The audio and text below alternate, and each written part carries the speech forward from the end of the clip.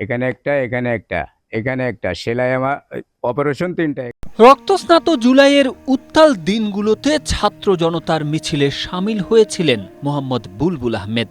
সে সময় শরীরের বিভিন্ন স্থানে বিদ্ধ হওয়া বুলেট নিয়ে আজও লড়ে যাচ্ছেন এই অকুতভয় যোদ্ধা। এবারের লড়াইটাও রাজপথে, তবে কোনো সরকারের বিরুদ্ধে নয়, বরং দুমুঠো ভাতের জন্য রিকশার প্যাডেল নিয়ে। যদিও শরীরে এখনও ৫টি বুলেট বয়ে বেড়াচ্ছেন বুলবুল, কারণ অর্থাভাবে থমকে গেছে তার উন্নত চিকিৎসা। শনিবার এশিয়া পোস্টের সঙ্গে আলাপকালে বুলবুল জানান, দীর্ঘদিন অসুস্থ থাকার পর সংসার চালাতে বাধ্য হয়ে রিকশা চালানো শুরু করেন তিনি। হাত, উরু আর কোমরে বুলেট থাকায় রিকশা চালাতে খুব কষ্ট হয়, কিন্তু বসে থাকলে পরিবার না খেয়ে থাকবে। বৈষম্য আন্দোলনেতে অংশগ্রহণ করে ১ তারিখ, ২ তারিখ, ৩ তারিখ, ৩ তারিখে বেলা ১টার সময় গুলি খাই পাসপোর্ট অফিসের সামনে।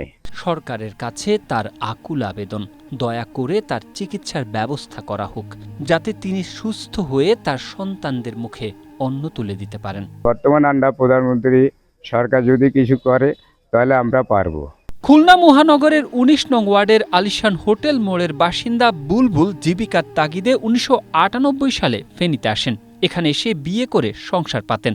বর্তমানে তিনি মহিপালের বড় বাড়ির শাহ আলমের ভাড়া বাসায় সপরিবারে থাকেন। এক ছেলে ও এক মেয়ের জনক বুলবুল এখন দিশেহারা। টাকার অভাবে ছেলেকে পড়াতে পারছেন না, মেয়েকে মাদ্রাসায় ভর্তি করিয়েও হিমশিম খাচ্ছেন।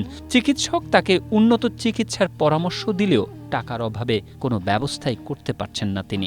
আমাদের ভাই বেড়াদার যারা মরছে তাদের তো বহুত কিছু পায় না, আর কিছু কিছু লোক এখন বহুত সাহায্য সহযোগিতাও পায়নি। বৈষম্য বিরোধী ছাত্র আন্দোলনের ফেনীর সাবেক ছাত্র প্রতিনিধি ওমর ফারুক শুভ বলেন, এই সরকার ছাত্র, শ্রমিক ও সাধারণ মানুষের ত্যাগের ফসল। বুলবুলের মতো যারা জীবন বাজি রেখে লড়াই করেছেন, তাদের চিকিৎসার দায়িত্ব রাষ্ট্রকেই নিতে হবে। একজন জুলাই যোদ্ধা চিকিৎসার অভাবে ধুকে ধুকে মরবে, এটা মেনে নেওয়া যায় না। বুলবুল আহমেদ ভাই পায়ের ফ্র্যাকচারের কারণে, এখনো 5টা গুলির কারণে উনি ঠিকমতো এই যে টমটম রিক্সাটা চালাতে পারছে না। ওনাকে সরকারে অতি দ্রুত একটা বা কর্মসংস্থানের একটা ব্যবস্থা করে দিন। ওই কর্মসংস্থানের ভিত্তিতে উনি বা ওনার বাল বাচ্চা নিয়ে উনি থাকতে পারবে। ওনার ছোট ছোট মাসুম বাচ্চা আছে, ওদেরকে নিয়ে, ওনার স্ত্রী নিয়ে উনি কোনোরকম জীবিকা নির্বাহ করতে পারবেন।